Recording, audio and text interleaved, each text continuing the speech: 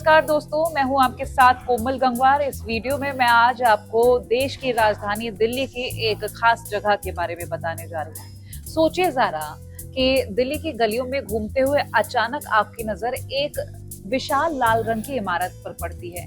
दीवारें इतनी ऊंची कि आसमान छूने लगती हैं। ये है लाल किला, भारत के इतिहास के सबसे शानदार गवाहों में से एक। ये सिर्फ पत्थर और ईंटों का ढांचा नहीं है, ये सपनों, वैभव, विश्वासघात, विद्रोह और आखिरकार आजादी की कहानी है। आज इस वीडियो में मैं आपको पूरी कहानी बिना रुके बताने जा रही हूँ। कौन था वो बादशाह जिसने इसे बनवाया और क्यों बनवाया, फिर कैसे ये किला साम्राज्यों के उदय और पतन का साक्षी बना, और आज हमारी इस आजादी का सबसे बड़ा प्रतीक ये कैसे बना। पहले हम इसके निर्माण और मुगल वैभव की बात करेंगे। साल 1638, मुगल साम्राज्य अपने चरम पर था। बादशाह शाहजहां, ताजमहल बनाने वाला बादशाह, जी हाँ, अब एक नई राजधानी चाहते थे। आगरा उन्हें छोटा लग रहा था, उनका दरबार बड़ा था, उनकी महत्वाकांक्षा उससे भी ज्यादा बड़ी थी। तो उन्होंने फैसला लिया कि राजधानी दिल्ली शिफ्ट होगी। नई राजधानी का नाम शाहजहानाबाद रखा जाएगा और इसके केंद्र में बनेगा एक ऐसा किला जो दुनिया देखेगी। 13 मई 1638 को इसकी नींव रखी गई। वास्तुकार थे उस्ताद अहमद लाहौरी। हजारों मजदूर दिन रात काम करते थे। यमुना नदी के किनारे लाल बलुआ पत्थर लाए गए। वहां से जो पत्थर लाए, 10 साल बाद 1648 में ये किला बनकर उससे तैयार हुआ। लागत कितनी थी?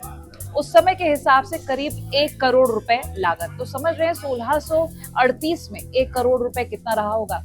अब सोचिए जरा, 250 एकड़ में फैला किला, 2.5 किलोमीटर लंबी दीवारें, शहर की तरफ 110 फीट ऊंची और अंदर बहती नहरें बहिश्त जो गर्म दिल्ली को कुल्लू मनाली जैसा ठंडा बना देती थी। यहाँ दीवाने आम की बात करें तो जहाँ बादशाह आम जनता से मिलते थे, दीवाने सिर्फ खास लोग यहाँ पर आते थे। वहीं रखा था दुनिया का सबसे खूबसूरत सिंहासन, सोने का सिंहासन, हीरो से जड़ा सिंहासन, रंग महल जहाँ रानियां रहती थी, मोती मस्जिद, सफेद मोतियों जैसी चमकती मस्जिद। ये किला सिर्फ महल नहीं था, एक पूरा शहर था। कलाकार, कवि, संगीतकार, नर्तक सब यहाँ रहते थे। मुगल संस्कृति यहाँ फल फूल रही थी। फारसी, भारतीय और तिमुरिड शैलियों का अद्भुत मिश्रण यहाँ देखने को मिलता था। शाहजहां ने सपना देखा था अमर वैभव का, और कुछ समय के लिए वो सपना सच भी हुआ था। लेकिन इतिहास में कुछ भी स्थायी नहीं होता, हमेशा बदलता है। पतन की शुरुआत कैसे हुई? औरंगजेब के समय तक किला और मजबूत हुआ, लेकिन औरंगजेब के बाद साम्राज्य कमजोर पड़ने लगा। 1739 की बात करेंगे। एक भयानक साल, ईरान का नादिर शाह दिल्ली पहुंचता है। वहां उसकी सेना ने किले को लूट लिया। मयूर सिंहासन यहां से चला गया, कोहिनूर हीरा चला गया। दिल्ली पूरी तरह से तबाह हो गई। फिर आए मराठे, जाट, सिख, अफगान। किला कई हाथों से गुजरा और साल 1803 में ब्रिटिश ईस्ट इंडिया कंपनी ने दिल्ली पर कब्जा कर लिया। अब मुगल बादशाह सिर्फ नाम के रह गए थे। अंतिम बादशाह बहादुर शाह जफर, कभी बादशाह उसी किले में रहते थे। लेकिन साल 1857 ने सब बदल कर रख दिया। मई 1857, भारतीय सिपाहियों में गुस्सा फूट पड़ा। दिल्ली पहुंचकर उन्होंने बहादुर शाह जफर को अपना नेता घोषित कर दिया। लाल किला फिर से केंद्र बन गया, लेकिन विद्रोह दब गया। अंग्रेजों ने क्रूरता से जवाब दिया। बहादुर शाह जफर को पकड़ लिया गया, उनके परिवार के साथ अमानवीय व्यवहार किया गया, उन्हें रंगून निर्वासित कर दिया गया, जहां 1862 में उनकी मृत्यु हो गई। अंग्रेजों ने बदला लिया, उन्होंने किले के 80% हिस्से को तोड़ दिया। महल, बाग, फव्वारे सब कुछ नष्ट कर दिया। जगह जगह सैनिक बैरक बना दिए गए। लाल किला अब मुगल गौरव नहीं, बल्कि सिर्फ उसका एक प्रतीक रह गया था। ब्रिटिश सत्ता का प्रतीक ये बन गया था।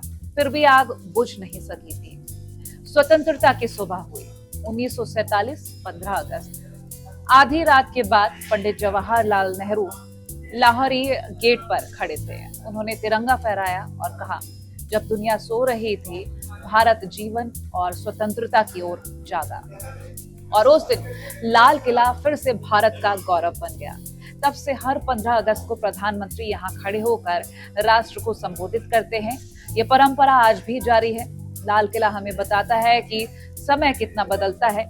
एक बादशाह ने इसे वैभव के लिए बनवाया और फिर विदेशी ताकतें यहाँ पर आई, लूटा तोड़ा, अपमानित किया, लेकिन आखिरकार ये किला आजादी का प्रतीक बन गया।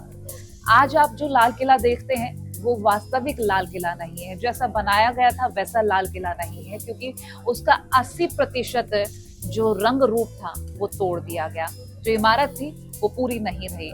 लेकिन हाँ, आज भी ये लाल किला हमारी पहचान है, हमारे देश के इतिहास की पहचान है, और शुरू से लेकर आज तक की जो इतिहास की कहानियां हैं वो यहाँ की दीवारें बयां करती हैं।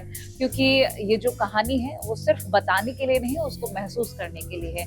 ये लाल किला बनाया जरूर गया था अपने वैभव के लिए, अपनी प्रतिष्ठा के लिए, लेकिन जिस तरह से यहाँ पर शासन बदलता गया, जैसे जैसे यहाँ पर लोग आते गए, वैसे वैसे यहाँ पर काफी चीजें बदलती गई।